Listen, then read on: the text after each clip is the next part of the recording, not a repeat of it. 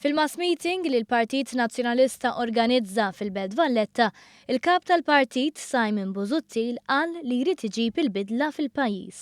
Iżda f'diskors ta' kważi siegħa ma tax indikazzjoni ta' x'inhi l-bidla li jrid iġib.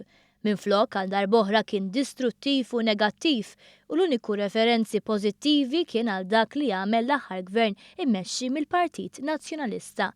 Anke l-Viċi Kapijiet tkellmu bl-istess ton, saħansitra l-Viċi Kap Mario De Marco tkellem dwar kif il-Partit Nazzjonalista se jibqa' jgħid le. Għalhekk aħna ħanibqgħu ngħidu li le. Pajjiżna mhux sejjer tajjeb. Aħna ngħidu li le. Il-poplu mhux sejjer tajjeb. Aħna se ngħidu li le. Il-ħaddiema mhumiex sejrin tajjeb. Aħna se ngħidu li le. Il-fabbriki mhumiex sejrin tajbin. U aħna se ngħidu li le.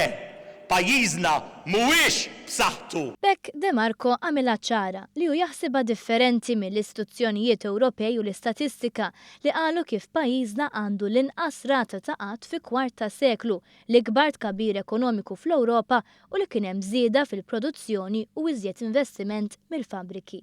De Marco ddefenda wkoll il-grupp ta' spjunaġġ ta' Tonio Fenech li kienet jgħaddi tarif sensittiv ta' istituzzjonijiet pubbliċi lil Partit Nazzjonalista li minkixef il-każ De Marco għallu hekk. Imiskom propju tistħu! Imiskom propju tistħu! In-negattività laħqet il-qofol tagħha fid-diskors ta' Simon Busuttil li kritika ħidmet il-gvern mingħajr ma ressaq proposti. Għal darb'oħra ma tilifx l-okkażjoni li jitkellem kontra l-pjan li wassal għar-roħs fit-tariffi tal-enerġija.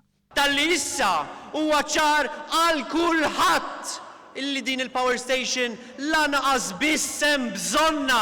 Busuttil kompla jikkritika l-investiment ta' 110 miljun euro li se jissarraf f'Università Amerikana f'Malta u fetaħ attakk fuq il-Prim Ministru u l-Gvern fil-waqt li qal li hu miexi fit-triq it-tajba.